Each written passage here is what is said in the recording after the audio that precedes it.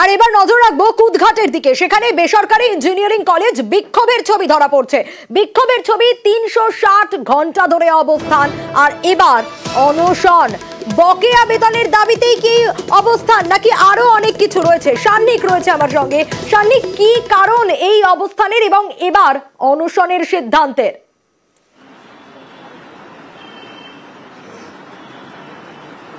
এই বেসরকারি ইঞ্জিনিয়ারিং কলেজের শুধুমাত্র যারা শিক্ষক এবং শিক্ষাকর্মীরা, অশিক্ষক কর্মচারীরা রয়েছেন, তাদের শুধুমাত্র বেতন মেটানোর দাবি নয়, তার পাশাপাশি যেহেতু একটা চরম অব্যবস্থা, যে আর্থিক বিশাল টাকার তছরূপ হয়েছে এই ইনস্টিটিউশনের নাম করে, সেই বিষয়ের জন্য তারা এই ইনস্টিটিউশন চালায় যে সোসাইটি, সেই সোসাইটির দুজনের কিন্তু তারা পদত্যাগের দাবি করছেন।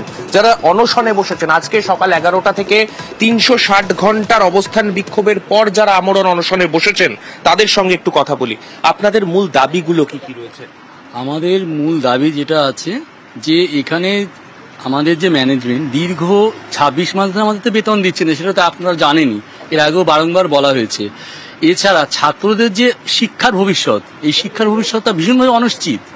কারণ এখানে এটা একটা টেকনিক্যাল কলেজ, এখানে বিভিন্ন ডিপার্টমেন্টের যে ল্যাবগুলো আছে, সেই ল্যাবগুলোর অধিকাংশ যন্ত্রপাতি খারাপ, ইনস্ট্রুমেন্ট খারাপ, তারপরে আমাদের ল্যাব করাতে ভীষণভাবে অসুবিধা হয়।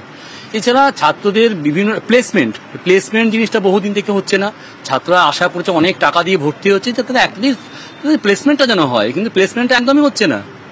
হ্যাঁ, এবং বহুদিন থেকে আমাদের যে 26 মাস ধরে যে বেতন, সেটা বেতনটা দিচ্ছে না। এই ধরনের যে আর্থিক তছরূপ যেটা হচ্ছে, হ্যাঁ, এবং ছাত্রদের সঙ্গে যে অনৈতিক ব্যাপারটা হচ্ছে, যে ওরা বিশ্বাস করছে ওদের না হচ্ছে পড়াশোনা, ওদের না হচ্ছে চাকরি বাকরির সুষ্ঠু ব্যবস্থা, এই ব্যাপারগুলো তো খুব খারাপ। বেসরকারি ইঞ্জিনিয়ারিং কলেজ যেহেতু, যারা ছাত্রছাত্রীরা তারা প্রচুর টাকা দিয়ে এখানে ভর্তি হচ্ছেন, কিন্তু তারপরেও যারা পড়াচ্ছেন কিংবা যারা ইনফ্রাস্ট্রাকচার টুকুকে সুনিশ্চিত করতে হচ্ছে, সেই কোনো জায়গাতেই কিন্তু কোনো কিছু ঠিকঠাক নেই। বেশ, একেবারেই, এবং তারা অবস্থান এবার অনশনের সিদ্ধান্তে।